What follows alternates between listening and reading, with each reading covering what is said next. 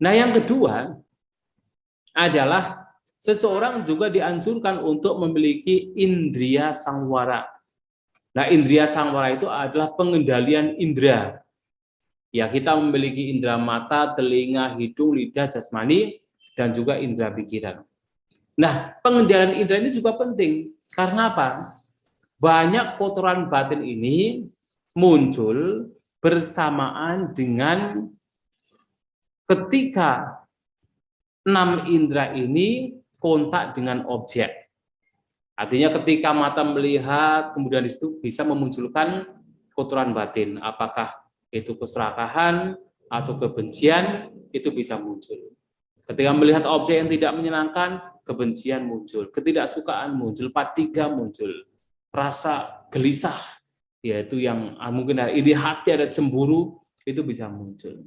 Tapi ketika muncul yang menyenangkan, keserakahan muncul, kemelekatan muncul, keinginan tanha juga muncul. Kotoran batin muncul dalam ketika melihat. Demikian pula dalam kita mendengar suara yang merdu, muncul kemelekatan, keserakahan. Mendengar suara-suara yang tidak enak, suara-suara kasar, mungkin fitnah, kata-kata yang tidak menyenangkan, muncul gejolak pikiran, kebencian. Nah, mengendalikan indera dalam artian juga adalah menjaga gejolak pikiran yang muncul disebabkan indera-indera kita berhubungan dengan objek, itu juga penting untuk dilakukan. Ya, jadi meditasi yang arah tujuannya adalah batin yang tenang, itu juga harus di situ didukung, disokong dengan pengendalian indera, indria sangwara, mengendalikan indera. Artinya senantiasa menjaga 6 indera agar ketika kontak dengan objek-objek luar tidak memunculkan kotoran batin. Ya, jadi ini juga penting pada saat melihat, lihat batin kita. Pada saat mendengar, lihat batin kita. Pada saat membaui, lihat gejolak pikiran kita. Ada tidak keserakahan, ada tidak yaitu kebencian, ketidaksukaan. Bahkan pada saat makan, lihat dalam batin, ada tidak keserakahan, ada tidak kebencian. Nah, itu juga penting untuk dilakukan di sana agar begitu duduk, begitu mengamati batin, batin sudah cenderung tenang. Karena apa? Indrianya terkendali. Maka indria sangwara ini juga penting untuk dilakukan.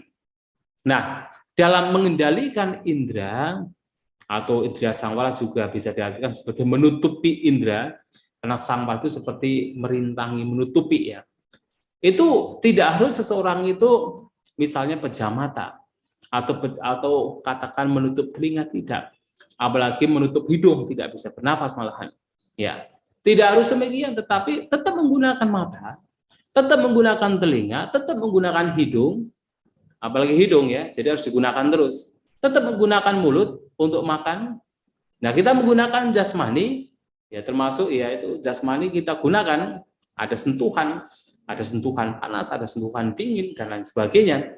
Tetap digunakan, tetapi yang terpenting adalah bagaimana ketika indera-indera ini, landasan indera ini bersentuhan dengan objek, batin dijaga. Tidak terseret dengan kotoran batin. Nah, ini yang terpenting. Melakukan itu disebut indria sangwara. Maka begitu duduk, meditasi, memejamkan mata, terbiasa batin terkendali, karena pengendalian indria, maka seseorang akan cenderung mudah tenang, atau cenderung lebih tenang. Nah, yang kedua ini, indria sangwara juga penting. Jadi yang pertama, aturan kemoralan, praktik sila, yang kedua adalah indria sangwara.